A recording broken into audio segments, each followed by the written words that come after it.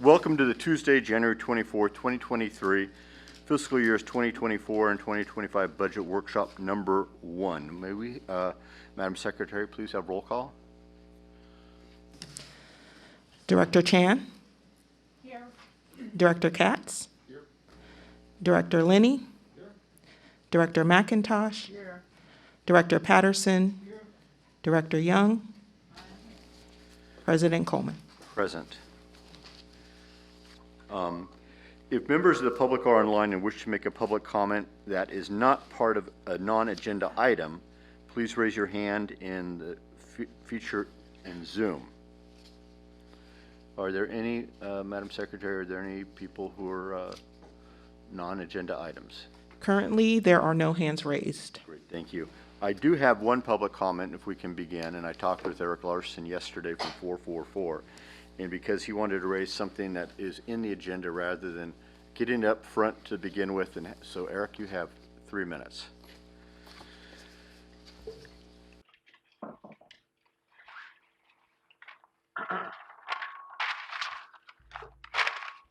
Thank you, President Coleman. Good morning, board members. Good morning, General Manager Chan and staff. I do want to provide comment on the section titled Construction Maintenance Services, FMNO. AFSCME Local 444 is construction and maintenance services. Our water distribution plumbers, our heavy transport operators and heavy equipment operators, plant maintenance mechanics, and all of the positions that we represent are construction and maintenance services. FMNO is fully maintained and operated contractors, non-union contractors.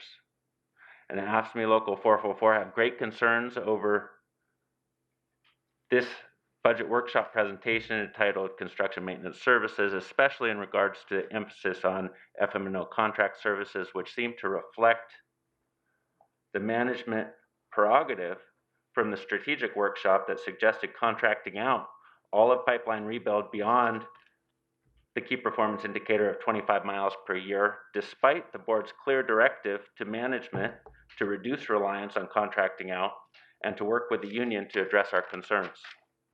There is no way to get to pipeline rebuild of 25 miles and beyond without the addition of staffing resources unless the district is intent on increasing contracting out, which includes the addition of heavy transport operators and truck drivers, tall spoils, additional water distribution plumbers, heavy equipment operators, etc., to keep putting pipe in the ground, and senior mechanics and heavy equipment mechanics to keep our equipment running, and storekeepers and material specialists to keep our crews supplied. The MUD Act Section 11886 requires the board to determine and create such number and character of positions as are necessary properly to carry on the function of the district.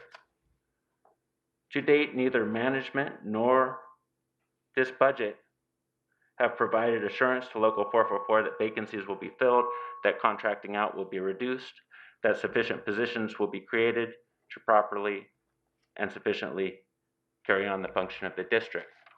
I hope that management in their presentation, specifically on the construction and maintenance services, which is 444 work, addresses our concern. Thank you. Thank you for the time. Have any other people come for online discussion on any non-agenda? There are no hands raised at this time. Great, thank you very much. In that case, what I'd like to do is move to the General Manager Clifford Chan start this off. Sure. Good morning, board members. So this year we are preparing our fiscal year 2024 and 25 budget and rates. As you're aware, we do have a 2-year budget cycle. Today is the first budget workshop. We have a second budget workshop scheduled in March and a third in April if necessary. I was looking back at the fiscal year 2022 and 23 budget. At that time, we were unsure how COVID would affect the economy and our customers. So we had 3 goals, which was to be cautious, realistic, and flexible. With those goals in mind, we also recognize the need to move forward with critical work, and we did that. In the 2 years since, we've experienced some challenges that we did not factor in. The continuing drought resulted in lower consumption than we assumed. In the last budget cycle, we assumed our consumption in FY23 would be 146 million gallons per day and would gradually increase in future years. Our current projected consumption for fiscal year 2023 is about 137 MGD, or 9 MGD less than budget. For fiscal year 24, we're assuming a consumption around 139 MGD. We've also experienced unprecedented supply chain issues and inflation at levels we haven't seen in the last 40 years. This has driven up our labor costs and non-labor costs, including our energy and chemical costs. For example, our recent bids for the Orinda and USL water treatment plant projects were 21% and 12% over the engineer's estimate, respectively, about $74 million.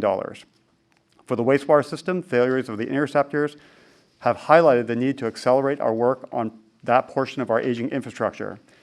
And last year, we saw one of the worst algal blooms in the bay. There are some significant challenges we need to address that we didn't consider in the last budget. So it's important that we continue to address our aging infrastructure and build a more resilient and reliable system, while also recognizing the need to maintain affordability. To that end, we've carefully reviewed the capital budget that we shared with you during the infrastructure workshop.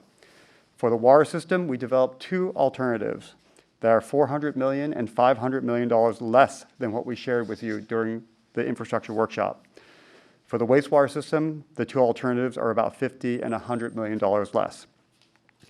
Staff put a tremendous effort to balance our capital and operating needs while also addressing our challenges to come up with this budget plan.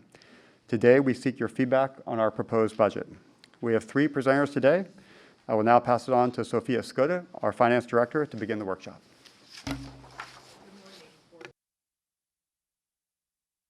Here today, three speakers. Move on to our next slide. There we go. I'll be speaking as well as Sam Feldman, who is our Manager of Budget. As you'll remember, Jean Chase retired about a year ago. And then we also will have our, essentially our capital budget administrator, Nathan Hood, who came to us from BART, and he'll be covering the capital portions of our workshop today. When we look at our workshop agenda, There's some kind of really annoying like a tinny sound. tinny thing going on. Oh, good. Yeah. It's not just me. I hear it too. Let me try to bring, maybe if I bring this down, is that better? Okay. That's true. Good point. Good point. Okay, well, maybe our colleagues in audio can work on that, and I'll continue. Okay. So with regards to our agenda for the day, briefly go over the budget process and our strategic plan, how those kind of work together. We'll cover our major budget drivers for the 24-25 budget and the themes that weave through the budget. We'll go briefly over the economic landscape at present, and then we'll go into our water system rates and charges. There will be a break in between water and wastewater, and then we'll cover our wastewater system rates and charges, and then try to cover areas of note in the budget that we just want to highlight and make sure that we've addressed for the public and for the board's information more directly. We're targeting that break to be around 9:45, so I'm going to try to keep on time, but we'll do our best. So with that, I'm going to jump into the budget process and the strategic plan. So again, we have kind of a 2-year cycle, and we're in the phase right now of developing our capital program, budget, and rates. And so we had our infrastructure workshop in the fall, and so the information that came out of that is folded in, and we've done some work essentially to look at that. The budget that you'll be seeing here, this proposed rates and budget, do not fund 100% of the capital infrastructure that was presented in the infrastructure plan, but it does make significant headway in core areas. So we have our strategic plan, which was last updated in July of 2020. And so when we look at the areas of the budget that are linked directly to our strategic plan goals, what we'll find today in our budget is that we've got continued investments in our long-term water supply strategy to create resilience through recycled water, groundwater pilots, regional partnerships, and then with regards to water quality and environmental protection, really looking at Additional capital funding for our water treatment plants, again, in the theme of resilience, continuing there. Nutrients, key issue at the wastewater plant. We've got a couple of slides where we're going to dive into how we're approaching nutrients, kind of looking to see what we can do in the next 5 years, and that will inform our 10-year plan. We've seen a number of interceptor failures in the last few years, and so this budget does have an increase in investment in interceptors. And there's also funding for additional monitoring and testing. In the area of long-term infrastructure investment, substantial growth in our 5-year capital plan. Well, we're not able to fund everything that you saw presented in the infrastructure workshop.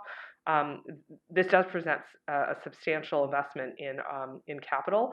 And we have also increased resources to support that capital and operations and maintenance, because one of the things that the district has been feeling over the past several years has been sort of that pinch of, in many cases, dramatic increases in investments in infrastructure and not so much in support staff. And so there are increases there as well.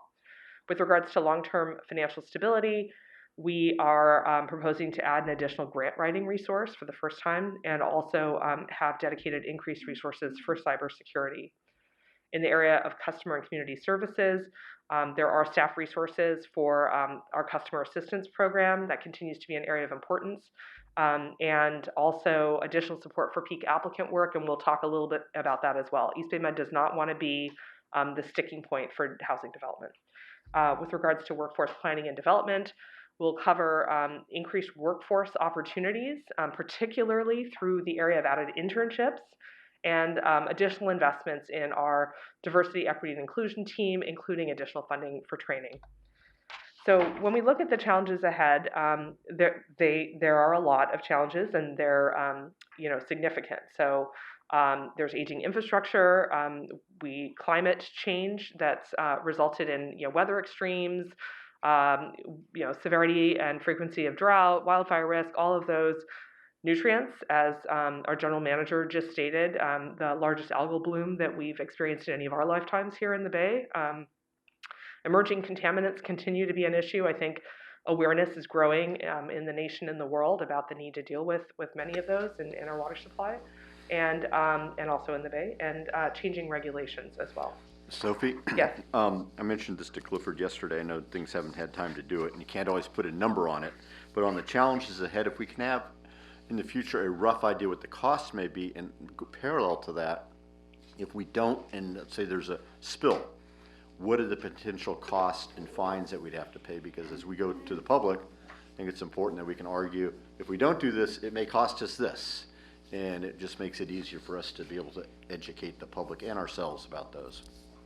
Noted, thank you. President Coleman? Yes. Could I also ask, as you go along, or as the speakers go along, that we're talking about the notable things that we are doing, but this is a reduction in what was presented last time. So if you could just remind us, what are we leaving out by doing this? In either scenario.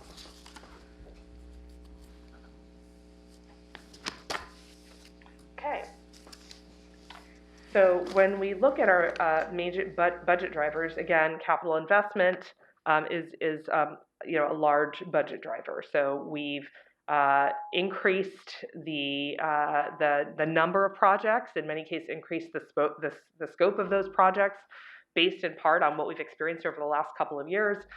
There are fairly significantly increased labor costs and inflation, and essentially related kind of continued supply chain disruptions that make life challenging sometimes.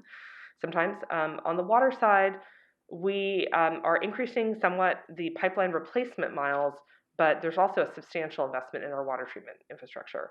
On the wastewater side, we are really accelerating maintenance and repair of our interceptors, working on seismic risks at the treatment plant, and preparing for nutrient projects in the next couple of years. So significant growth in our 5-year capital program. So when we look at the major expense drivers, labor is also one of those. And so when we look at the increase over the FY23 budget, the year that we're in currently, $60 million district-wide between water and wastewater increase in inflation and labor agreements, and the increase over FY23 budget by the end of 25 is about 80 million. We do have an interesting issue. Once every 13 years, we have an issue where it turns out that 27 paychecks fall in a year. Some of you may have been here the year that happened 13 years ago, and so that increases the first year budget by $17 million. And then there's also proposed additional staffing. So you can see there about $100 million increase in the water and wastewater collective budget, so the district's whole budget over the FY23, and then again over the FY23 in the next year as well. And they're about the same again because 27th paycheck doesn't occur in the second year of the fiscal year. So when we look at the operating non-labor expenses, although the operating expenses, and we'll show this in kind of a more visual form later, are smaller, the increases are still substantial. So energy increasing about 48% or 7.2 million expected in FY24, with an additional 18%, almost 4 million expected in FY25. Chemicals, about 90% increase, significant increase, about $14 million in 24, and another 10% or about $3 million in FY25. In software, we've started our shift into the cloud, and so these are kind of annual ongoing agreements rather than a one-time purchase. And because of the kind of shrinking space of some of the large software products that we use, so things like Microsoft, it's hard to get away from, and so you're a little bit beholden to what those price increases are. So again, 43% increase, or almost $3 million in FY24, and about a 6% increase, or 600,000 additional in FY25. On the revenue side, we have been in drought, and despite the rainy weeks, the behavior of customers definitely changes, some of it permanently, and so we only expect a kind of modest rebound in consumption. So the budget assumes that drought will end in FY 2023, understanding the board hasn't made that declaration at this time, but for planning purposes, this is where we are. And based on our historical experience, consumption remains depressed for multiple years, so there is some rebound, but kind of slow over time. And on the energy side, despite the fact that we're going to be, paying more, of course, for our energy, we also believe we'll be receiving more for the energy that we sell, but that revenue does fluctuate, and we don't expect it to necessarily increase at the same rate as our energy expenses exactly over time. So when we look at consumption, this is always astounding. I mean, certainly this isn't a chart or graph starting at 0. This has a 125 to 205. But it really notes water consumption has dropped nearly a third, 26%, since FY07. And so, when you think about our expenses and our revenues, you have your expenses and then you have your water sales, and that's your equation. So if your consumption has dropped, then you're going to realize that your actual rate has to go up. So one of the things to note is that while our average rate increase over the last 10 plus years has been on the order of 7%, that the actual bill for the customer has increased more like 4.5% because of that drop in consumption, if that makes sense. So when we look back, yes. You don't use very much water to begin with. That's correct. If you did not change your consumption pattern, that is not true for you. That is correct. Thank you. That's for the average customer. So looking back at FY22 and revenues and expenses, what you can see here is the big chunk of our revenue comes from water charges, both the fixed and variable portion. We get some property taxes. It's been interesting in kind of the preparation for our 100-year and looking back. We have been looking at the portion of funds that we received from property taxes.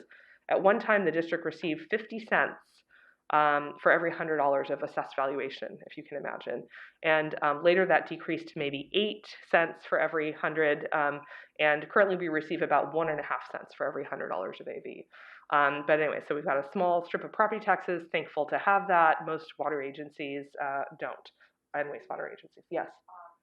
So with regards to property taxes, with all of the skyrocketing prices for homes, we won't be able to see that increase?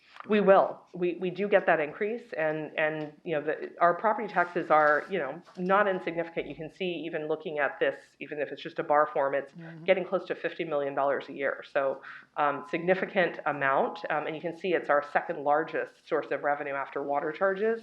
But when we look back 100 years ago, where we were receiving 50 cents, compared to 1.5 cents, Very it's different, yeah, yes. right.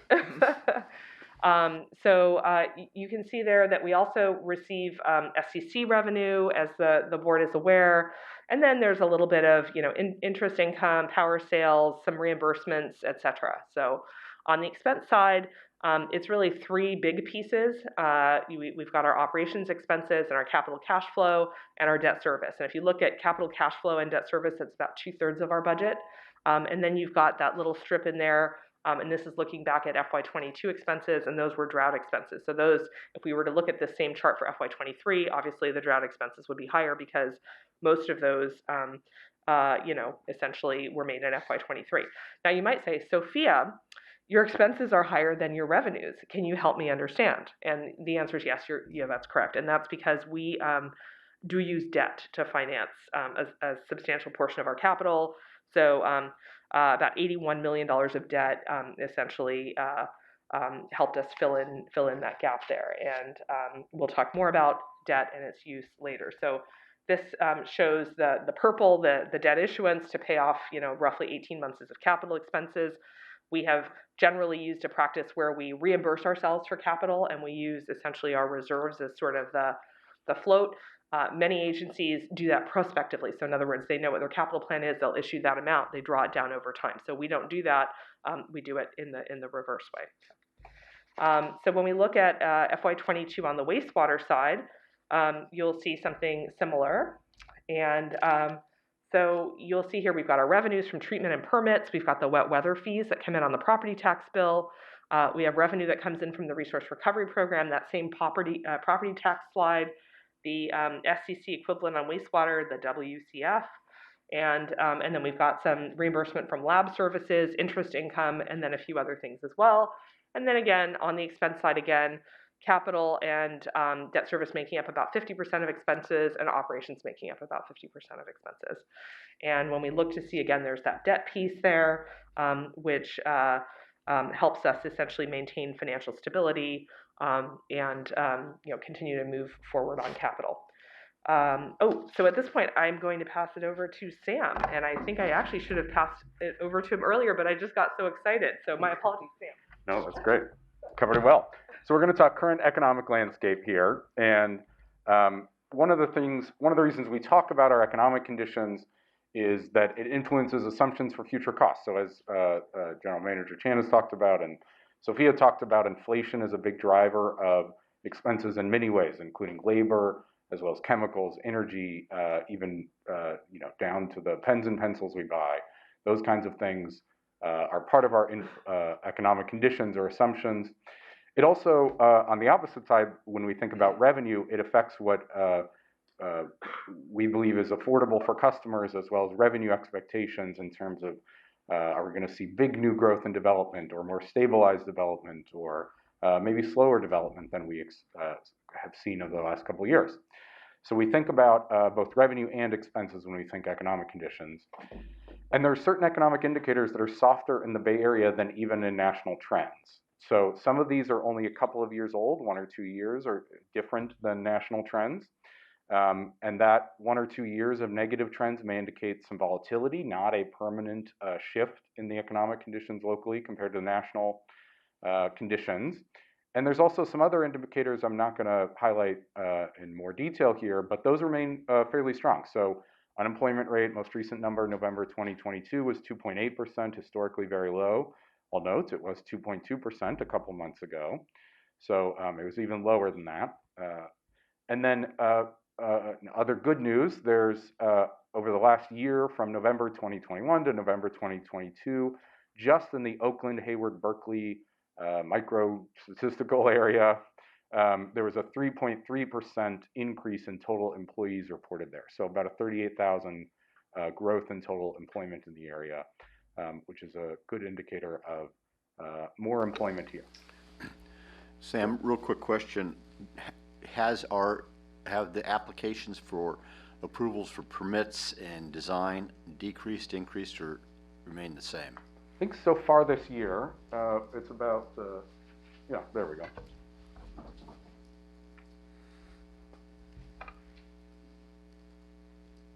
I can speak to, how many applications we actually receive in the new business office. We are average about 2 to 3, so it's definitely elevated from previous years, but it stayed pretty flat. So we haven't seen any kind of decrease in the past few months.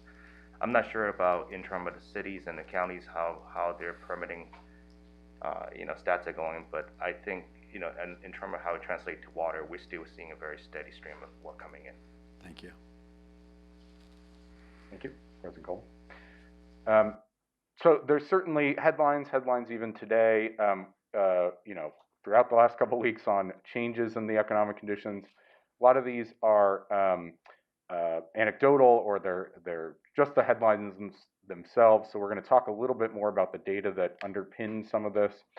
And we know near-term inflation has been high the last couple of years, but those conditions may not persist. And the Federal Reserve is certainly doing what it can in terms of money supply to reduce inflation, and it's having an effect locally, certainly in terms of the money available to fund some of the industries here. So there's certainly big headlines out there. And what does it show in actual data? Well, when we look at, for example, office space vacancies, they do remain high in the Bay Area. So this is specific to greater Oakland area, so sort of the west of Hills area, generally speaking. And since about 2017, vacancy rates have nearly doubled, and we're in the 18 to 20% range right now. But 18 to 20% nationally is pretty good. So we're more at a national average than we were historically. I would say a similar chart for San Francisco shows a much higher increase, and it is actually staying elevated for them, where we've seen very initially in fourth quarter of 2022 a slight decrease in the Oakland area, at least on sort of this measure. And I'll note that we have seen this show up in our water usage from offices, that category, but it's about 0.4 million gallon per day per year, a couple $1 million, most likely, but it's a 25% decrease in usage from offices. But likely that's made up for in work from home, folks instead working from home using water at home. But it's hard to average all that out because there's also been a drought, so we've seen lower consumption.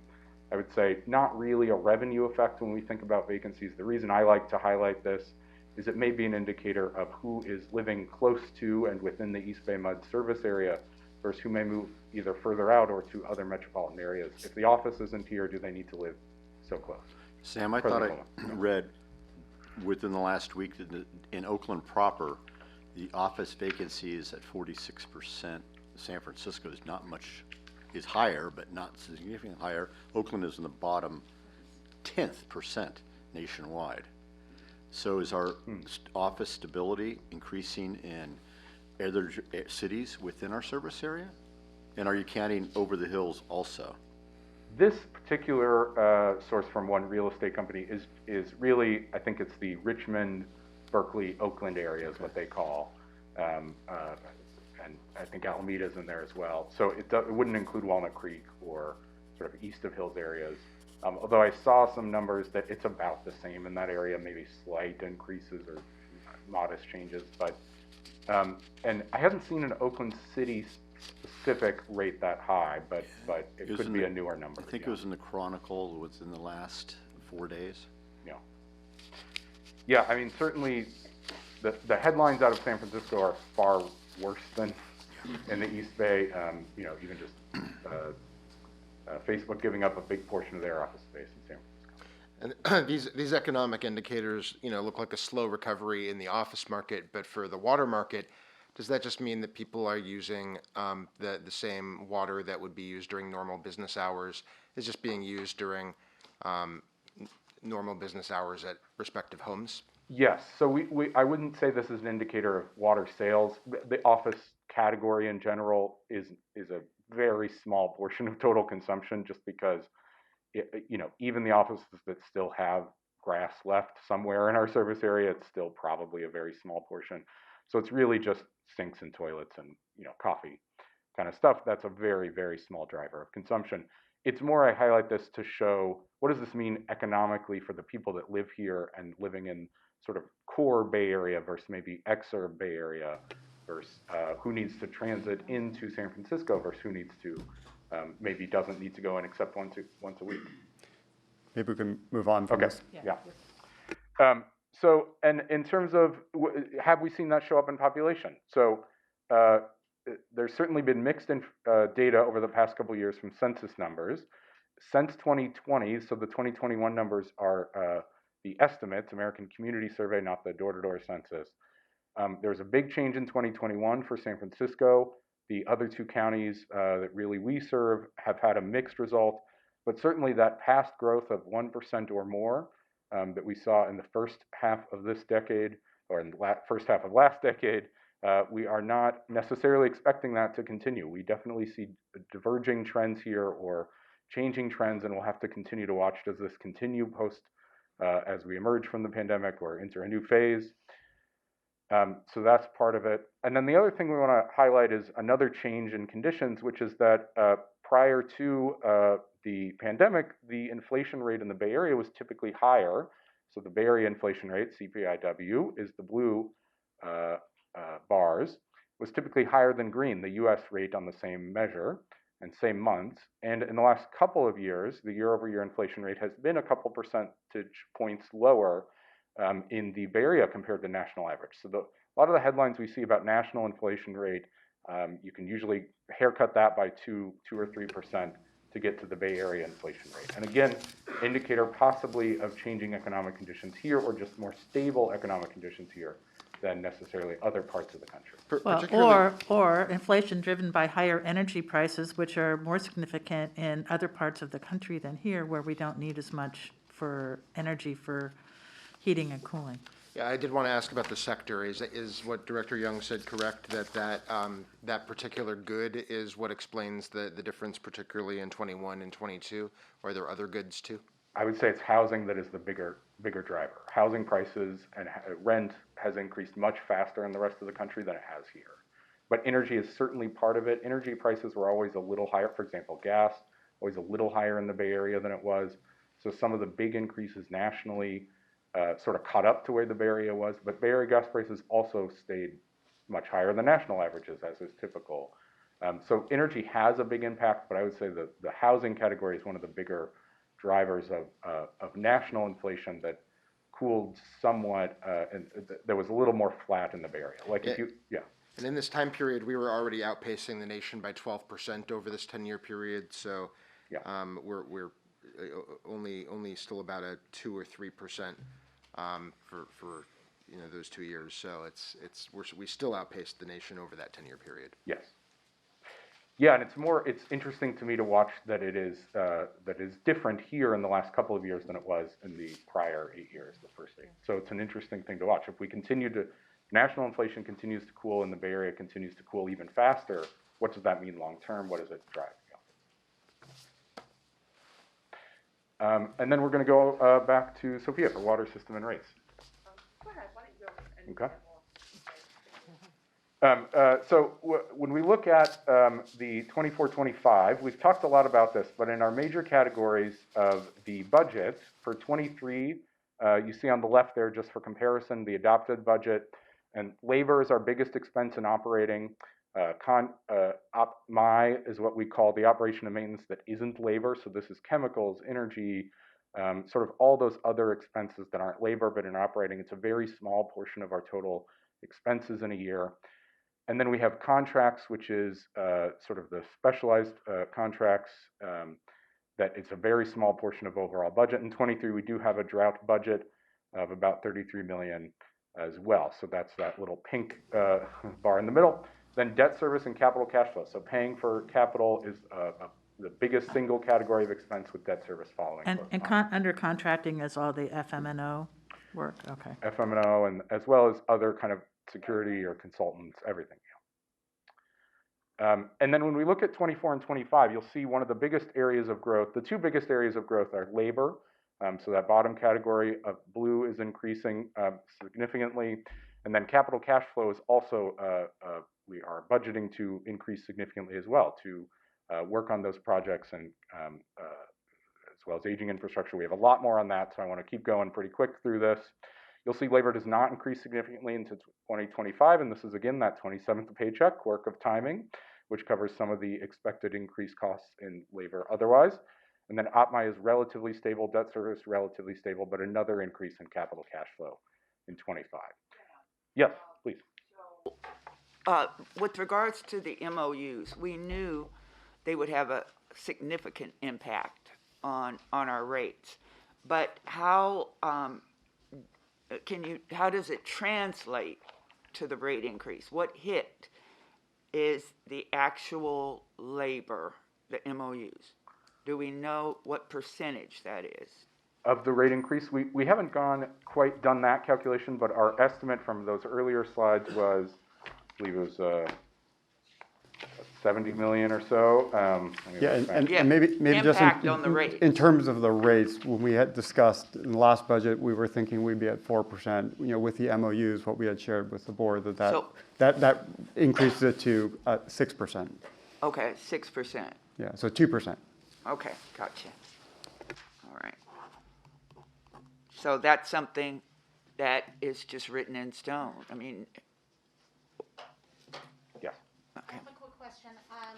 How much of the increase how much of the labor is due to a temporary workforce? I know that there are some temporary positions here. We would look, it's a very small portion of our overall workforce. The positions that are not regular, as we call them, they're not the full-time staff. It's we can do the counts there, but it's small. Yeah. And I think also, it is, as Sam said, it's a very small number. But if you just look strictly at the number, sometimes you'll see positions that we call limited term, but a lot of those are plumbers who come in as limited term, finish probation, start the pipeline training academy, become regular. So the intent is to bring them to regular. But overall, if you just look at those that are truly temporary, it's a very, very small percentage. It's less than 1%, you'd say? Probably a little more than that, but less than 5. Less than 5, yeah. Thank you. Okay. And often those temporary are related to very specific, so we had a financial information system transition. There are some employees, but they are, anyway, we only need that work done for a certain amount of time. Okay, thank you so much. Thank you.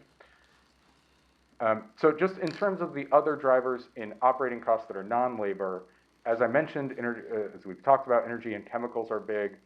The other categories in a little more specific into water that we all total together, so disposal software, also some insurance premium increases, as well as training increases, all of that adds up to about 16.6 million or a 55% increase. DERWA is expected to have increases. They're really facing the same issues we are: inflation, chemicals, energy cost increases. It's about a $1 million increase or 90% increase. And then also there are some new planned items, voluntary agreements with the state for Bay Delta programs, which is going to add about 3 million, and then in 24, 5 million in 25. The increase that DERWA is facing is not a specific cost that changes our budget, right? That is our payment to DERWA is increasing by $1 million. I see. Thank you. So it does increase our budget that we give to them. I think their increase is even higher because it's only our portion of it that we mention here. And when we talk about staffing history, what we're showing here, and I want to emphasize, this is filled positions, just it's a little bit, to be frank, more reliable in a longer term look like this. You'll see that we have been around about, at the start of this century, about 1,650 positions. There was a little bit of a decrease through the recession, as well as the end of the Freeport project, I think drove some of that. And then there's been a pretty steady increase in the number of filled positions, which represents both an increase in budgeted positions as well as new positions added, so as well as a little bit of fluctuations in vacancy rates based on the recruitment lead time and labor market. So, and at this point, we are higher than we have been in terms of filled positions for the water system. in year-to-date fiscal 23. When we look ahead and we're thinking about current funded FTE, so this is a little bit different view because we don't know what the filled positions will be in 24-25. We're expecting to add a significant increase in new positions to meet some of the needs we've talked about. Director Young. Filled positions mean people in seats or people with shovels in their hands or whatever, right? Doing the work. What's Yes. it would be helpful to see a chart that shows authorized positions on this graph as well. I know that it's about this amount all the time. I'd just like to see We can. So you want to see the authorized position going back the same amount of time and not just for the last 3 years? I mean, I don't need to see it back to 2000. I mean, it'd be helpful to understand some trend in that. I understand that we think the trend is about what it's always been. I'd just like to see the gap. Yeah, we could do that. I would say historically, our vacancy rate, just because of normal churn, is around 4%. During COVID, we've seen it higher, around 7 to 8%. Right. And of course, we're trying to fill those positions quickly. But if we get back to pre-COVID times, it's around 4%. And I'd just like to note, we had talked about taking a break at 9:45. We still have 9 slides left in the deck. Thanks to the office question. So FTE we covered. We're budgeting here to increase staffing as we've talked about. Now I'm going to turn it over to our capital budget administrator, Nathan Hood, to talk capital improvement program. Okay, thank you, Sam, and good morning, directors. I'm going to be talking about the capital piece of this, and a lot to cover here, pretty big numbers, but we'll fly through it as quickly as possible in the interest of your time, okay? Here before you is a pretty striking look at a critical piece of our system. If you remember, the infrastructure workshop highlighted our system's needs all around, current and future, to help us maintain this view and others, and to continue to provide our high quality water and wastewater service to our ratepayers. So today we're going to explore this further and discuss some options for how we can all get there. I'd say the overall takeaway is that addressing aging infrastructure really is at the core of all of the numbers you're going to see here before you today. And water and wastewater staff really have endeavored to help meet these needs while at the same time recognizing the impacts to the district's financial health as well. Okay, water system capital scenarios. So district staff embarked on a really iterative process to develop the 24 to 25 CIP. So the first scenario on the left side from the infrastructure workshop totaled $3.2 billion, and that was outlined in detail back in October 2022. You can see before you stack columns that break down the CIP by asset class on the water side. Over the course of 4 capital steering committees, or CSC meetings, district staff, really spearheaded by the engineering department, developed 2 additional target CIPs with corresponding rate increases that we'll talk about in a moment. So those 2 scenarios are the middle and the right side stack columns. The first is $2.7 billion, and that's the result of identifying over $400 million in savings by mainly deferring various projects, not so much cancellations or scope changes, but adjusting the time frame for various work. And the next, the far right column at $2.6 billion, this includes another round of savings, this time to the tune of $126 million. So these are the three scenarios for the capital budget by asset class. I will note here that asset classes that started at the infrastructure workshop at less than $100 million per asset class, we group those together. We call them other. They're the top stack of the column.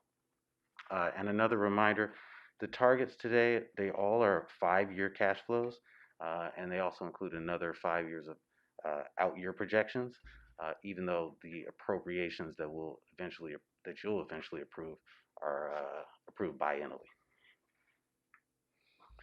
Okay, here's another look at the target CIPs by asset class, just outlined a little different so you could sort of compare each scenario one to the other.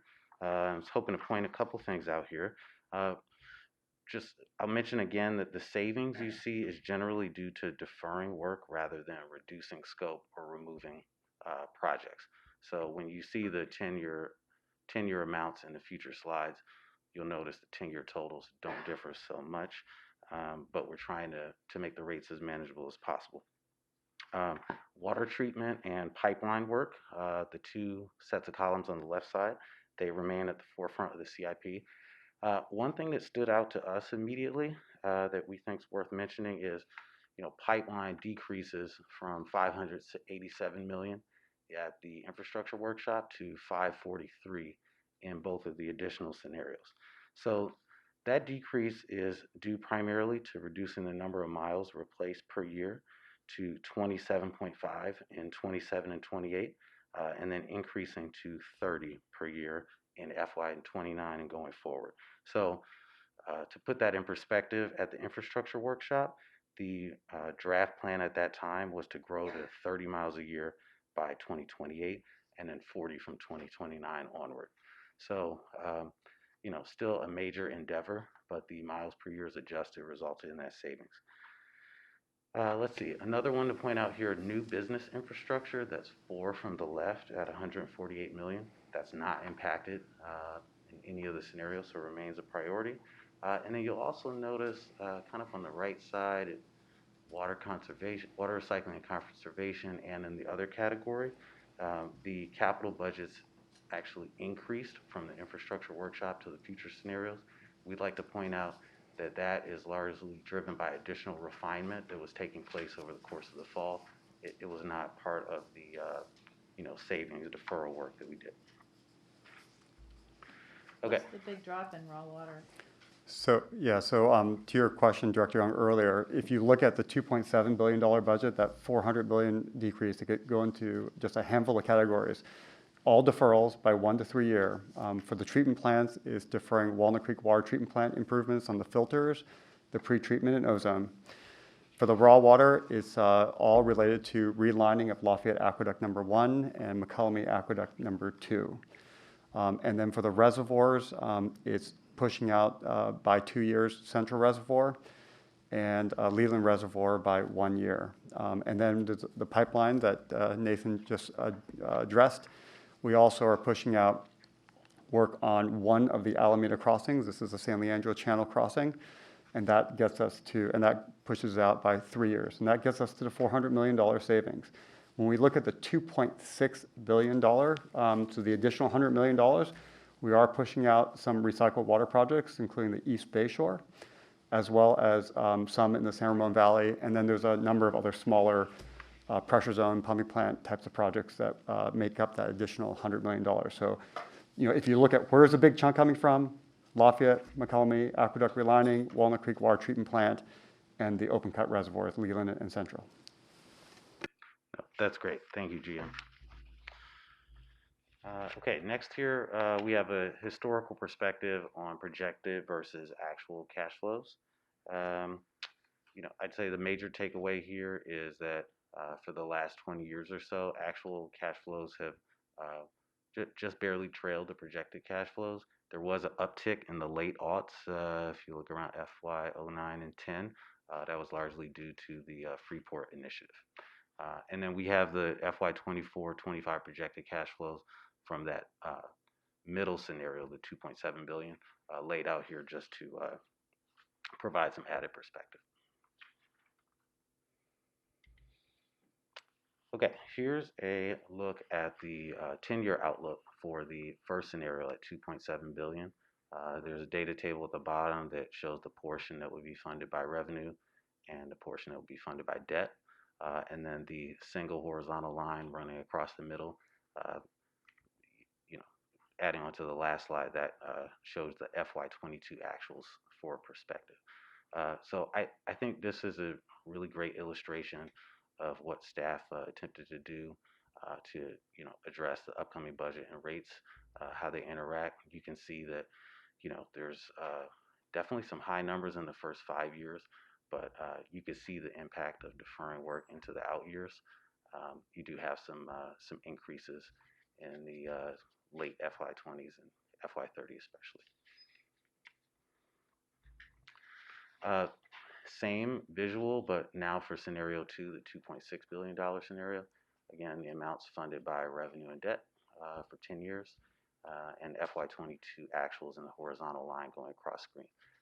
And one additional point, you'll notice the colors for the 5 out years are slightly lighter shades than the first 5. That's for us to really drive home that those out years are really projection based. They're not formally being approved as part of this process. Yes. What's driving the 300 million increase in revenue in FY30? Well, it's sort of a combination of a lot of the deferrals that the GM mentioned. He mentioned a range of 1 to 3 years in deferred timelines, but that could apply to any year that work was happening in the first 5. So, for instance, That's not my question. okay, I'm sorry. Where's the money coming from? From revenue? I mean, if that's from rates and charges, right? So I would say revenue is a combination of rates and charges as well as reserves. So there is a portion of that that would be funded through reserves. It's a big jump, though. I just don't It's a big understand. jump. I would say that second 5 years, we're really showing it for the first time. We've traditionally only stuck to the first 5. This second set of 5 we're showing you because of how much we're talking about the deferrals in the first 5 into that second 5. I would say we have a lot of work to do to smooth out and comb through and prioritize that second 5 years. It's not, I don't think today, realistic for us to think that we could suddenly, even just from a resource perspective, go from spending $800 million the next year to spend $1.1 billion. I mean, just from a getting money out the door, probably not likely. So we'll have to really smooth out what projects and what timing. This is not a helpful diagram, so, because it's fantasy, it can't even happen. Well, one thing on the diagram I would like to see, even going from the past, is the debt ratio, because it looks like we're doing much more on the revenue side than the debt, if you look at it going across, and to have that, the ratio on here. Yeah. This reflects it reflects a little bit higher debt issuance than we have done historically for the amount of the capital program, but it would still be under the 65% target set by the board. Yeah, and as far as the out 5 years, I mean, we do understand that there's a certain amount of, I guess, Director Young, as you call it, fantasy in the 5 years, but as we move projects out, we know just historically, projects naturally get deferred, delayed, because it relies on others, but we need to kind of keep it on the books because we need to see that it's coming, but we don't know how it's actually going to be spent. So we put it there in the budget so we know it's there, but there's always an understanding because projects always get delayed and deferred. And so, but we don't know an additional 5 years out, what that might look like. So it's just on our radar. And so while we understand that it may not represent reality, we have to somehow keep track of these types of projects, but we don't know those full schedules yet. I have a quick question. At some point, I think it would be great to see what interest rate we're paying on our debt. If that's increasing, is that increasing as interest rates rise, or It we has locked increased in? some. We still get a pretty good interest rate. I'd say about 3 to 4% over a 10-year period right now, and maybe that was about 2% at the lowest point of the recession, but still a pretty good, better because it's tax exempt debt. We get a lot better rate than you can get out there for a mortgage or even the Federal Reserve's interest. Okay, so at some point, can you tell us what that rate is? Yes. Okay, thank you. I What the would rates are, say yeah. For the budget, we assume 5%, But we'll include that in the next budget workshop. We'll include that Okay, information. thank you. That's it. Okay, thank you. And to close this out on the capital front, what does the water CIP buy? So this is not an exhaustive list, but here are some of the key initiatives that we address in the, here we have outlined that lowest scenario, the 2.6 billion. So, we want to highlight for you today the most high visibility, high impact work that's going to take place. And GM mentioned some of the savings that was involved to get here as well. In conclusion, all of these scenarios support the board's goals for addressing those critical infrastructure needs that we mentioned. The two scenarios also largely inform the rate increases that you'll see in the coming slides, but we're excited to hear your feedback today, work towards our next budget. Thank you. Okay, 2 slides, 1 minute, and we'll be 15 minutes off. So, big picture, debt financing will continue to be a part of how we finance those kind of out years of capital. Part of the reason why we also wanted to show it was just to show that,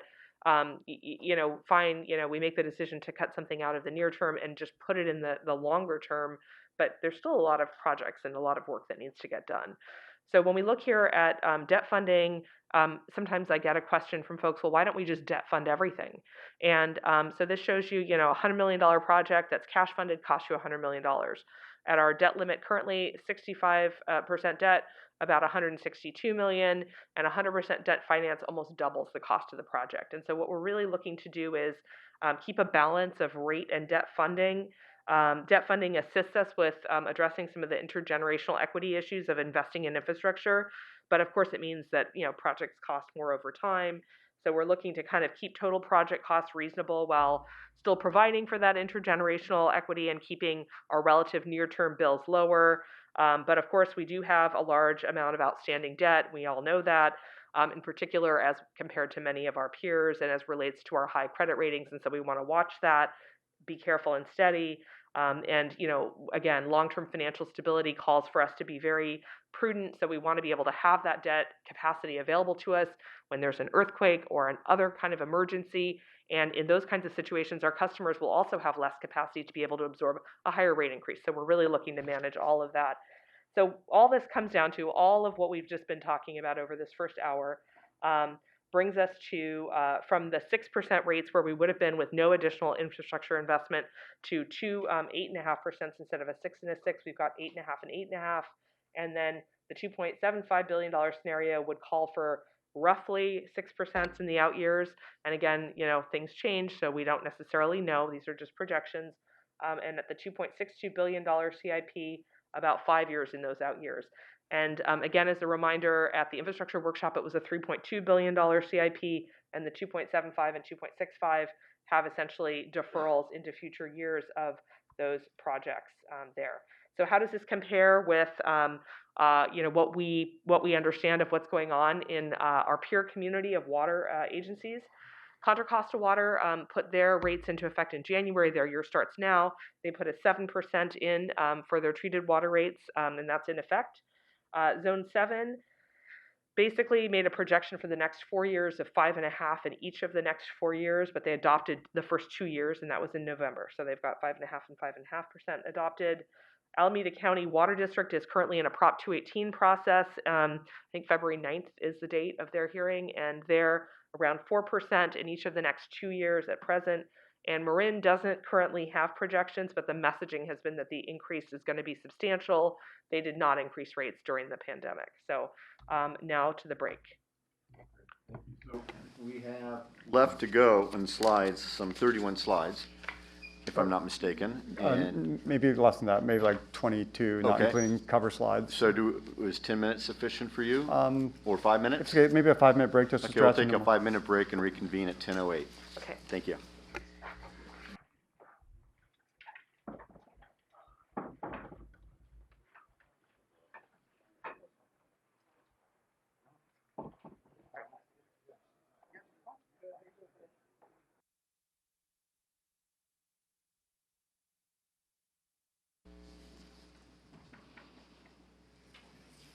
Okay, Mateo, we're starting back up. Okay, Is that- we're ready. Great, thank you. We're back from our quick break, and Sophia, you're up. So we're now going to be, I guess we want to pull the slides up on the screen. No worries.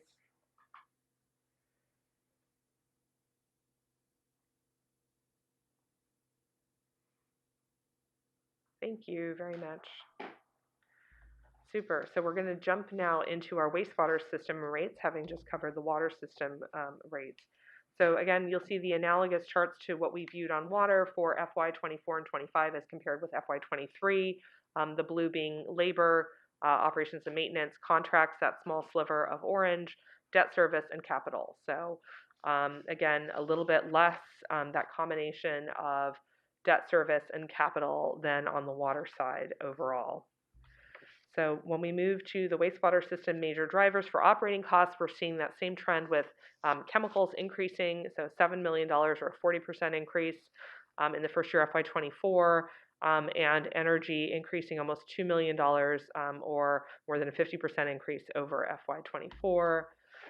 Moving on, what we see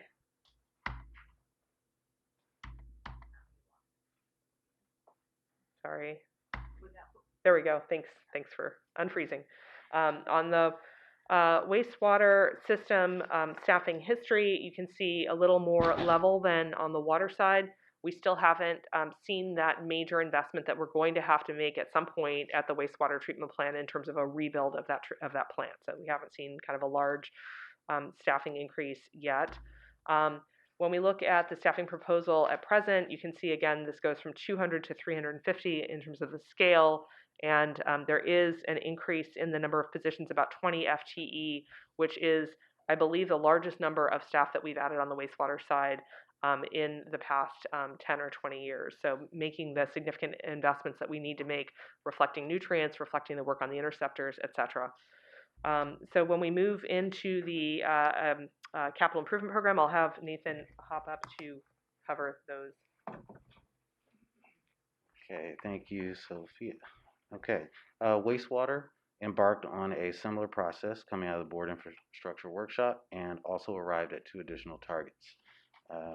So here before you is, again, like the water system, a summary of the major components of each target CIP and the changes from one target to another. And similar to water, wastewater really aims to address system challenges in the near to midterm. Here are the categories, same information but grouped by each scenario. Here's a look back at projected versus actual cash flows for the wastewater system. Nathan, maybe go back to the previous slide. Just sure. Similar to the discussion on the water side, when you look at what's changing as we go from what we shared in the infrastructure workshop to these 2 scenarios that we're sharing with you. For the first scenario, most of the changes reflect, just based on our experience, what we think a realistic schedule to get these projects done. Whether it's working on the clarifiers, the administration building, or other of the seismic retrofits. There is one project that's going to be deferred in this, which is the power generation station improvements phase 4. But largely those decreases are just a reflection of what we believe are more realistic schedules. And then for the larger decrease, there you'll start seeing some more deferrals of work at some of the wastewater treatment plants, including some deferring some of the seismic work to get down to the alternative 2. But again, if you focus on the first one, largely just being a little more realistic about schedules. Quick question on that, Clifford, and on nutrients, is this an adequate amount of money since the Regional Water Board is going to be coming out with new rules and regulations for us to, or do we look going into outer years it be going up even higher? We do have a few slides that we're going to address coming, so we'll get to that point in a minute. Thank you. Let's see. Again, a look back at projected versus actual cash flows. So similar story to the water system, where the actuals have, for the most part, just barely trailed the projected over the last 20 years. And you can see 23 and the middle scenario at 395 million, the 24 and 25 projected cash flows, just here for perspective. Here, similar to the water system, we have the 10-year CIPs provided for you. So this is scenario 1 at 395 million, amount funded by revenue and debt, and the horizontal lines of 22 actuals going across the screen. Here's the same information for scenario 2 at 356 million. So you get to the GM's point, you could see the impact of the updated timelines and the deferring of some work to the out years. So what does the water CIP buy? Like the water system, we've tried to highlight, the really salient takeaways when it comes to the key projects included in the CIP. This here before you is what's in that second scenario at $356 million. So this is still quite a bit of necessary, really important work included even in that scenario.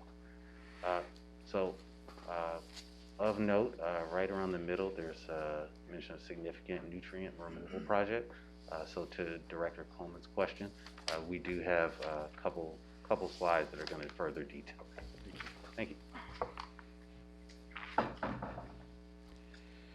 Thank you, Nathan.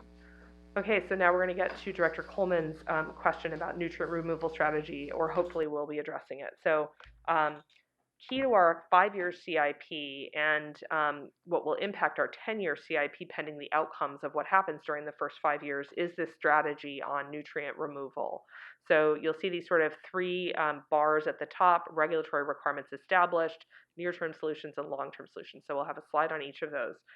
So at present, the regional board is expected to establish a nutrient load cap in 2024, and that compliance schedule is still as yet to be negotiated, of course, pending what the nutrient load cap is.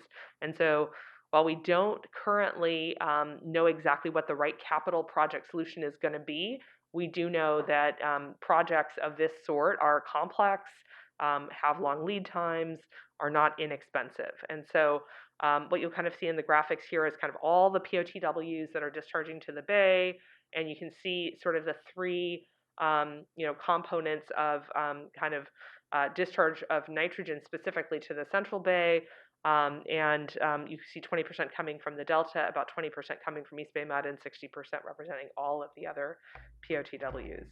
So we are currently taking kind of a multi-pronged approach. So again, we're looking at these near-term solutions. So we're funding the science work that's being done at SFEI and looking at nutrient impacts in the SF Bay. And we also are in process of working on demonstration testing of what we hope will be an effective cost option for us, which is nutrient removal using our existing infrastructure. So this is basically what we're going to be looking to do. And then very, very near term, kind of the right sizing of the R2 from a nutrient perspective, targeting specifically our high nitrogen trucked wastes. And when we look at the resource recovery portion of the total plant, it does represent 20% of our total discharge of nitrogen to the bay. So Sophie, quick Yes. question. If we right size the R2, Yes. how much potential loss of income are we going to receive, and how's that impacting the budget? Right. So fortunately, we have a couple of years ago, a couple budget cycles ago, we started budgeting conservatively for resource recovery revenues. So we believe that we have already built into the budget that essentially right sizing. And so at this point, we don't believe that there will be a budget impact. And so we're very glad that we did that. Thank you. Thank you. So when we move on to the next slide, kind of longer term solutions, continued work with SFEI and with the regional board, looking to understand what that right project is for significant nutrient removal. Very hopeful that our approach that we're developing in-house will be successful, but we will also be looking at the timing and need for additional nutrient removal because we expect further regulation over time. Director Young. Are we on the water side, we're proud of doing better than compliance. On the wastewater side, we seem to be talking about compliance. And I think we have to, I'd like to see budget scenarios that factor in better than, I know we don't know what the regulations will be, but if we had a goal of being, well, it's a little hard because you want the whole pie to get smaller, but we want our contribution to become a lower percentage without shifting, without seeing the pie stay the same size, right? To shrink the overall size of the pie, of the contribution, of the loading that's happening, and see our percentage of it going down Right, have both shrink. as an absolute reduction. Right. That is better than compliance if we are setting the same kind of goals that we set on the water side. I know we haven't talked about that, and it's not as much a budgeting issue as it is a planning and policy issue, but Yeah, and just, I mean, you did raise that, I think, maybe at the last board meeting about looking at how we could, do better than compliance. And so what we're sharing with you, we do have $59 million in the budget for nutrient, and that doesn't change in either alternative. The right sizing, if we can get there, and, also make sure that, that change, which is really, that really high strength waste, not shift it just so somebody else can dump it into the bay. We certainly don't want that. But if we can accomplish that goal, that has an immediate reduction, maybe up to 8% of our contribution. We want to go through and test out these operational changes, which if they work and we go full scale, will have some cost, but significantly less than side stream or mainstream treatment, which is anywhere between $100 plus million to $1 billion. And so I think, we need to play that out. I think if we're successful, we may be able to achieve better than just what the limits are. But we also have to balance that with, what that cost will be. If this just gets us to compliance and we need to do more, then we need to come back and discuss with the board. Like, this is the cost to do better versus our current plan, which may be able to achieve the goal and do better at a lower cost. Which is what we're hoping for. So there's more work to be done as we finish out these pilot tests. But what we want to make sure that what's in the budget is money to try to do some of this work. But we'll see how much we actually need. thank you. Yeah, I think some of this goes to really our planning in the out years, and because I think our expenses around nutrients don't take off until that time, but now is a very important time for planning and sustainability. And we with regard to that and the right-sized R2, we should be carefully looking at leakage in the industry. It's one thing for us to reduce the amount of high-strength waste that we're accepting, but if that merely goes to another entity that's going to discharge into the bay, we don't really, we end up losing the value, and potentially there could be other consequences. So we should be just examining what are the scenarios for the major customers and the other, and what are the water quality management impacts of other private sector facilities coming online in Richmond and San Leandro. So we should just be monitoring that. More specific to our role with nutrients, it really looks clear to me from the scale of the impacts that we anticipate, could potentially happen in the out years. And while the regulations, we don't have the details about them, we know that something needs to be done and that we are 20% of the contribution. So I'm glad that we are planning for that expense, because, however we fund it, we are going to need to make those expenses in the out years. It's just a reality. The closer we get to being able to package the cost and to be able to explain it and tell that story, I think we get closer to being able to make the case at the federal level that as part of resilience to climate change, that certainly not this congressional cycle, but we really should be looking at other regions that are facing climate impacts, particularly the same kind of nutrient load issue, and finding ways to seek federal assistance, because if we don't, we will be required to have our ratepayers pay it. So I think we should be really sounding the alarm to federal decision makers and our similarly situated regional agencies, just so that we get ahead of the problem. But in terms of expenses, I think I very much appreciate the information. Thank you. So moving into what does this mean for rates? Again, 8.5% and 8.5% projected for 24 and 25 for the $395 million CIP scenario, with 6% in the out years. 356 million CIP, so slight reduction there. 8.5% and 8.5% also in the first year, but followed by future projected rates of 5%. So I'll just dive into some areas of note in the budget. We have about 14 slides left at this point, and we're hoping to get done in about 10 minutes so that there's time for questions. So with respect to the new business office and peak applicant workload, we know that at this point, demand for housing in the state has continued, that we've had significant growth in the state's population and not a parallel growth in housing. So we, at this point during FY22, we received 2 applications per workday in terms of new projects. And so these hundreds of projects bringing hundreds and thousands of units onto the market have meant continued demand for, obviously, water hookups. So looking at the local and state funding scenario, where we're continuing to see state and local grants being provided for projects that are moving into the construction phase, we want to make sure that, again, we are ready, because if we miss timing, I mean, this is, housing markets are all about timing. So we want to make sure that we're ready for that. So sort of near term, we are looking to expand our internal resources to support administrative review, and the budget provides for this. Also, we're looking to pilot applicant-supported trench excavation so they can move their project along a little faster before we get there. And we are looking to add resources to support pre-application meetings and bi-monthly project meetings to track progress on these projects. So longer term, we want to look at ways to augment our existing resources with consulting resources. Again, that peak workload sort of issue.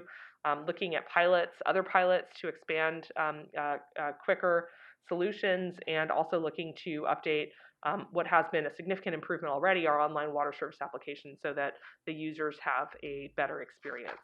So the budget does include resources in that area. We also have some resources. Yes, Director Young. Yeah, just quickly, are we looking at what other agencies outside of the Bay Area that experience rapid growth that are water conscious the way that we are deal with this new business? I'll let you can just say yes or no. Yes, we have, and we can share with you the memo that we prepared for the board that showed that comparison. We'll share it again with the board. Okay, I'm not recalling it. Thank you. Okay. All right, and now we're going to jump into diversity, equity, and inclusion. So the budget does include additional investment in DEI, specifically adding funding and internships and training programs under the Office of Diversity, Equity, and Culture, run by Derry Moten. 38 total positions, 23.5 FTE. So there are also additional resources for adding translation services, training, and other key priorities. So about $300,000, which is almost doubling that budget. So total increase to support DEI is on the order of $3 million.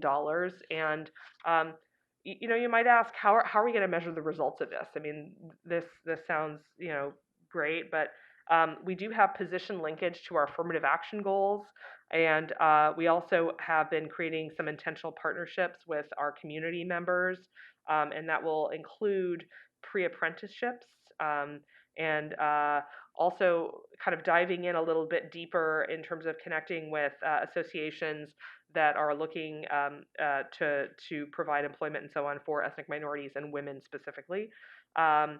And we also are going to be looking at regional targeted outreach, and also with other partner agencies in the area as well. And also, for the first time, really connecting with historically Black colleges and universities, which have higher minority attendance. Although I don't know if we can even say minority anymore, not in California, and I don't even think in the nation. But anyway, so to help transition the participants to full-time employment for folks that are participating in some of these programs, we are going to be working with recruitment and other departments as well to coordinate recruitment and hiring timelines to align internships with permanent positions as well. So just looking to align better there.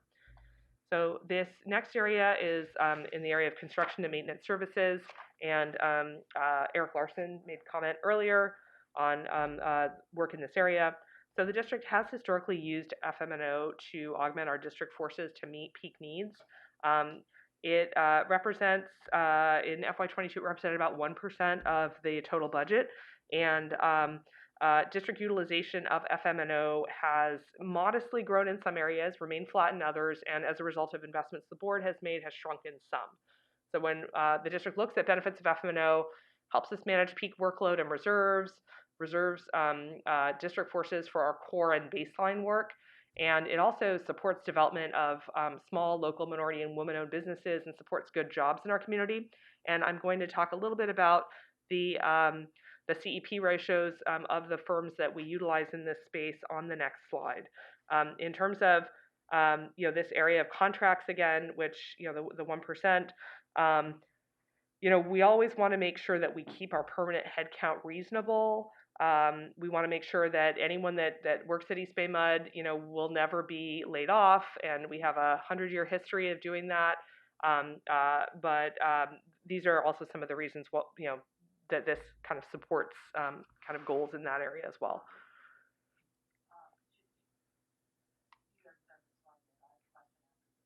Okay. So with respect to distribution of the contracting awards in FY22, three largest areas you can see there: paving and striping at 3.6 million, flagging at 2.2 million, and dump trucks at 3.6 million.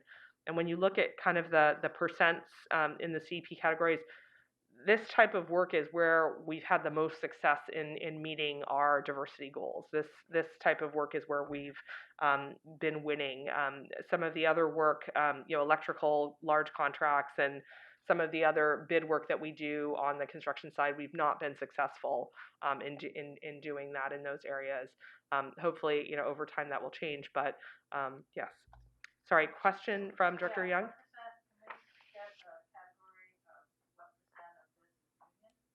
Yes, we'll follow up on that.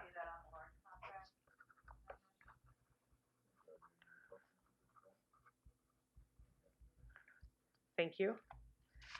So with respect to other board priorities and enhancements, we are adding a grant writing position in the budget to support obtaining external revenues for major investments in capital in particular. Also looking to... Did I miss the slide? Oh, sorry, yes, you're correct. So again, district's approach to FM&O: support peak load, supplement as necessary. It's managed by district forces. We're looking to maximize opportunities to support CEP, ethnic minorities, white women-owned businesses, small businesses, local businesses, and do note that contractor performance and distribution of work among contractors is monitored regularly and analyzed, and the district does add staff when necessary to get the benefits of district forces, and you'll see this budget, has added a significant number of staff as well. Yeah, just since Eric had made a comment at the very beginning about FM&O, I just want to share with the board some of the conversations that we have had with Local 444. I mean, we did start focusing on what were the issues that were important to Local 444, what were the issues that were important to the district. The other thing is, in particular, Eric talked about the pipeline work. We did have a discussion about pipeline work at the planning committee. And what we shared with the planning committee that, the data right now shows that we are seeing about 20 miles a year migrate into the bad pipe, the D and F pipe. And we have a backlog of about 200 miles of D and F pipe. And so we had in the discussion in the planning committee the option of going to 40 miles to reduce that backlog faster. But that would require hiring, potentially contracting out the work, but then, to bring that backlog down. We had since met with Local 444, and they said, well, that is a hill for them to die on. Exactly, I think Eric's words. So what we said is we can work and say, well, let's reduce it to 30 miles so that it can be supported by district staff. It'll just take us longer to work through that backlog.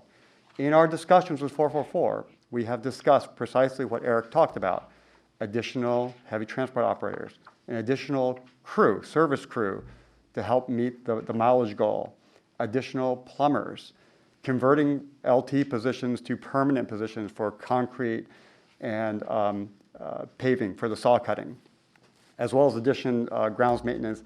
This doesn't count a lot of other positions we've talked about for other types of work. So we will continue to have these discussions with Local 444. We want to have these productive discussions and work through these issues.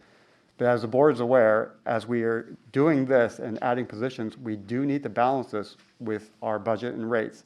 And so we tried to find a place where we can agree on. I know we're not there yet, But I do want to just offer to Eric, we do need and would like to continue to meet with you and work on a good balance so we can meet our mutual issues. Yes.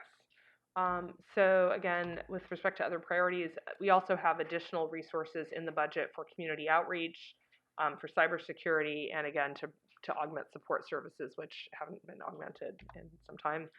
With respect to schedule and next steps, we are proposing quite a bit of outreach around this budget. So there's a budget and rates show that finance staff is working with public affairs on. These will be held during the March to July season. We'll be attending the Alameda and Contra Costa Mayors conferences, making community and civic group presentations, and internally speaking with the unions and providing general staff communications. We also will be having an infrastructure behind the scenes tour with hosting local officials, again, planned for the March to May period by public affairs. And we'll be submitting items for community and city newsletters during this period as well. Our Prop 218 schedule is to mail on by March 31st. Again, we have our last budget workshop, the one that's formally what we're hoping will be our last on March 28th, and then we would just go ahead and mail a few days later. If we're not able to come to a conclusion at that time, we have held a spot for an additional workshop, which of course would delay things. Media engagement planned for May and June, press releases and interviews, and possibly an infrastructure tour. And then additional outreach planned include pipeline, which we've used traditionally, website updates. We are going to host a water finance trivia night and a Water Wednesday webinar, at least one.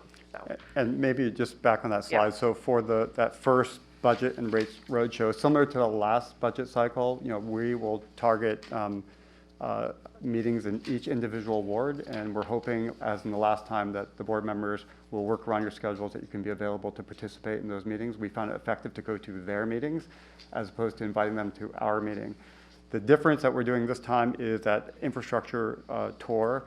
We thought it would be very useful, since we're talking about these rates, for some of the local officials to actually see the infrastructure that we're going to be investing in. And so there's tours planned in various locations around the district for them to see, and we thought that would be very helpful too, for them to appreciate why we need to make these investments. So we certainly appreciate the board's support on this activity. Great, thank you. I think the first tour is in March at Orinda Filter Plant, if I'm not mistaken, at least by video. What? If it's not rained out again, we've already had. So I have a quick question. Do we have any members of the public for comment at this point? And do we have any I currently still see no hands for public comment. Yes, please go ahead, Doug. Thank you. So with the behind the scenes tour and the media engagement, are the media are invited to any of the tours that we're doing? Because I think that's also I'm not sure which ones exactly. Good question. Hi, good morning. So I think the behind the scenes tours for local officials were going to be more city and other community leaders. I think what we were focusing on for the media is a special sort of behind the scenes infrastructure tour that would be a little bit later. a separate one for Yes, the meeting? separate one, yeah. Okay. And I was just, the other comment, maybe an obvious one, and I wasn't sure whether Clifford had already covered, is that when we have these tours for the local officials, that make sure that board members, as much as possible, yes, can yes, try and make this, because that's the whole I think idea. that interaction is an important part of the of what goes on. Yeah, those two are really where we're looking for the board. Marguerite? Yeah, that's, I thought you said else. Yeah, I maybe it's the next step slide, but if we can, it would be very helpful to get these slide decks earlier. It's a lot to digest. Sticking on the Friday distribution, if there's a way to have a week.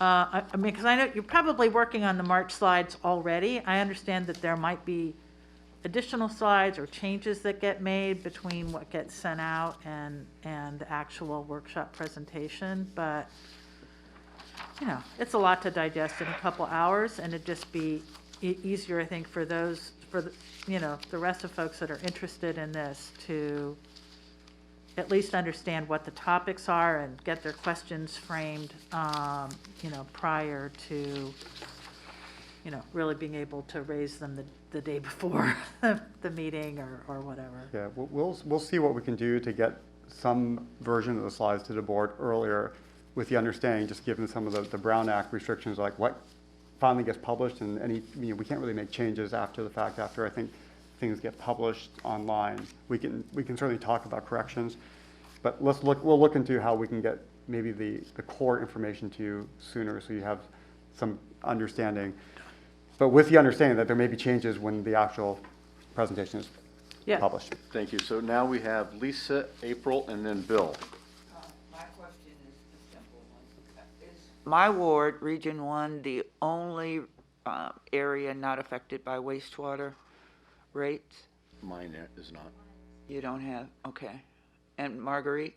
Oh, yeah, all, half of my, 70%, let's see, what is it?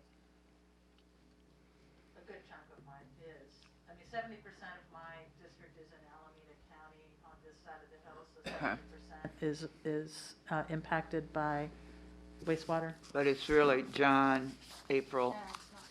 It's not you, okay. Director McIntosh. It's Andy, Doug, myself, and Bill. I believe you might represent the Richmond Annex, which is part of Steege and feeds. Yeah.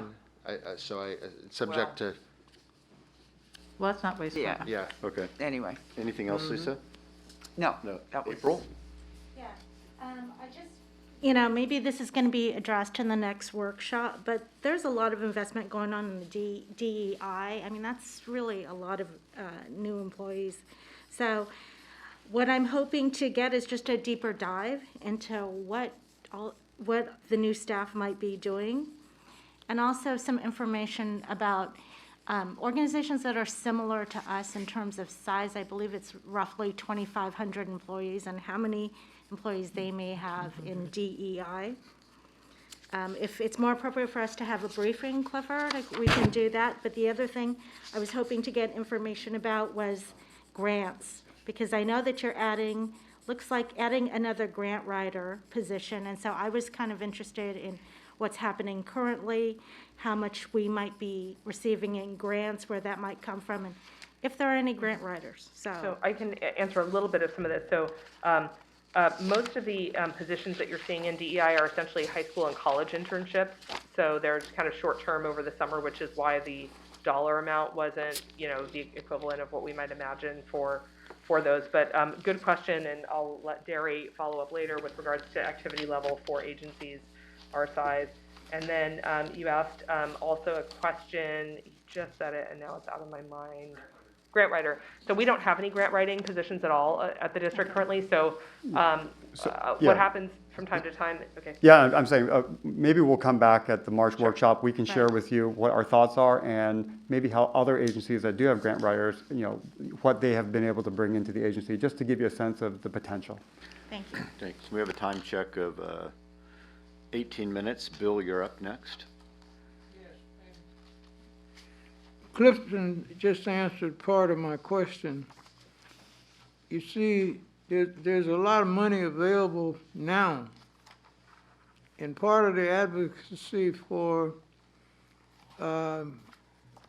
grant writer is to get in on the money stream, both federal and state, and to be timely. I looked at the number of projects, the new construction projects.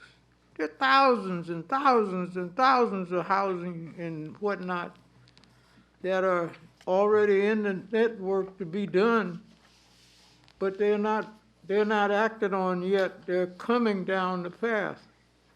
And that gangway says to me, whatever we can do to facilitate the movement of that lightens the pressure, because everybody's interested in housing now, but they want affordable housing, and affordable means different things to different people.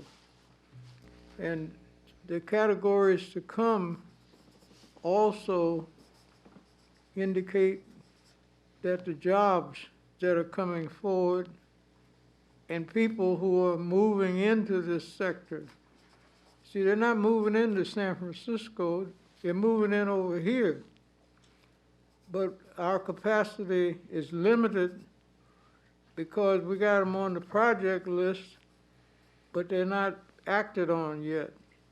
And somewhere in between that is the dilemma that we are caught in here at East Bay Mud and helping facilitate that, because our new business area, as we attended that workshop, John, the one that we put together with the developers, anything we can do to increase their ability to go forward, it then takes the pressure off what is now number one and number two in terms of most of the strategies that are being discussed by the mayors, by all of the people in California, particularly in Northern California, and their concerns. So I just wanted to lay that out there and say it's important that we really look at this, and whatever we need to do to facilitate it, if it's bringing a staff person on, take advantage, because some of this money's going to run out. Some of it's only available for a limited time. And the quicker we can get into the mix of moving things means that can happen. Thank you, Bill. Andy? Thanks. It looks like we're moving into discussion, so I'll offer three comments that I haven't offered already. One is just on the scenarios presented. I think that this information is actionable, and these between the two scenarios, of which the only difference is in the out years, what our path is towards financial planning. Scenario one really looks to be the honest one to me. If we're going to be slowing down our investment in infrastructure, we're going to need to be accountable for that delay and deferral. And I think that we should be honest with ourselves and honest with our customers about what it takes, and not be planning on a fantasy, which is that we won't need to make that investment, or that it will be easier to have a bigger jump after year 5. So to me, in comparing the two, scenario one looks more honest. I am open to other board thoughts about tweaking the 8.5 proposed in each year of this cycle. So that range of increase is reasonable to me based on the investments that have been indicated here. So that scale of this cycle budget makes a lot of sense to me.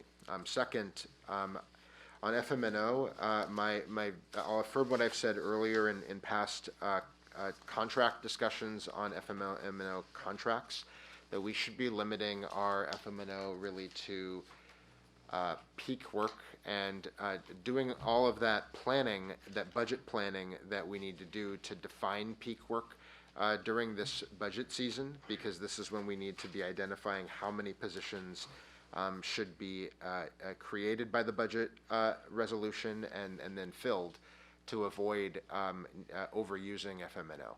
We've had this discussion a lot during the 11th hour of contracting out an FMNO contract, and that's really the wrong time to have the conversation. This is the right time to have that conversation, and I hope that we can bring some of these issues maybe to Ledge HR if they need discussion after staff and the unions discuss this. Full board discussion if necessary on some key issues. But my view is that FMNO is really for a true peak, and that we should be fully utilizing new staff who could have transferable skills into other work, so that we can really limit FMNO to a true peak and utilize staff as much as possible. My third and final comment is about, in part, I'd like to be able to prepare for a potential community outreach enhancement initiative in the course of this budget cycle, but I don't think that we would be significantly altering the scale of the budget. I think that it's important for community outreach and equity along the lines of the DE&I work that we've been doing to make sure that our outreach to the community that help bring school kids into the outdoors, through our ranger program, that be really made equitably available.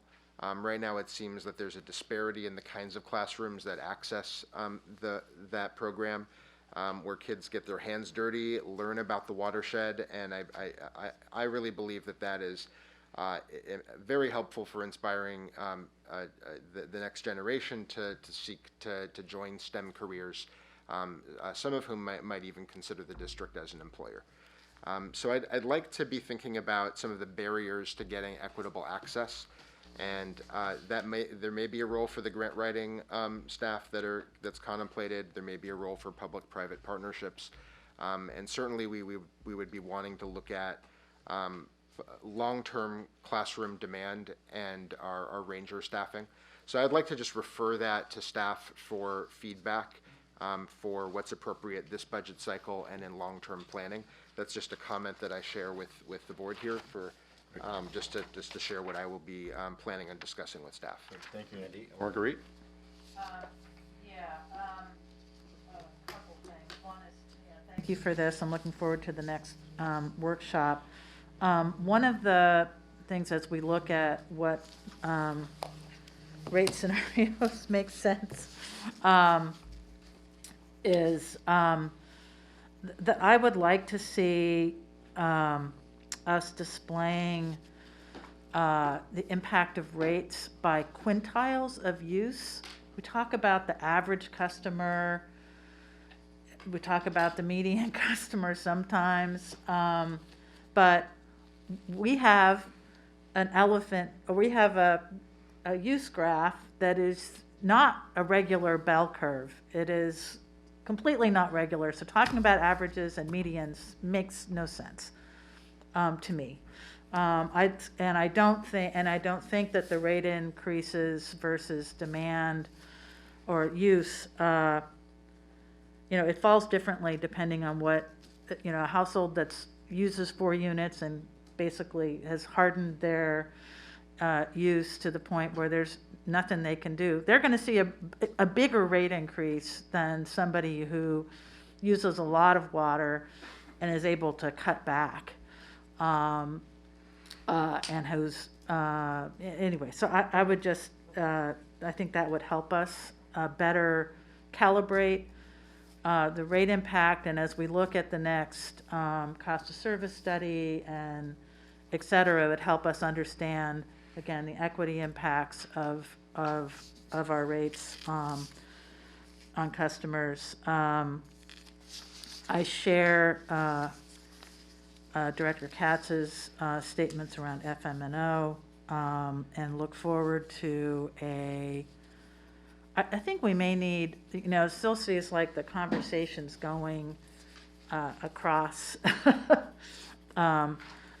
across each other, and perhaps a facilitated, I think in the spirit of collaboration still, but some kind of facilitated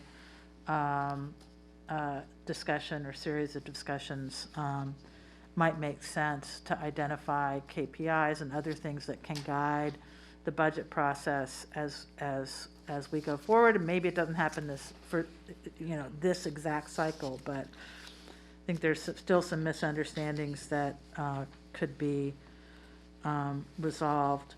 I also agree with Director Katz's comments about equity focused.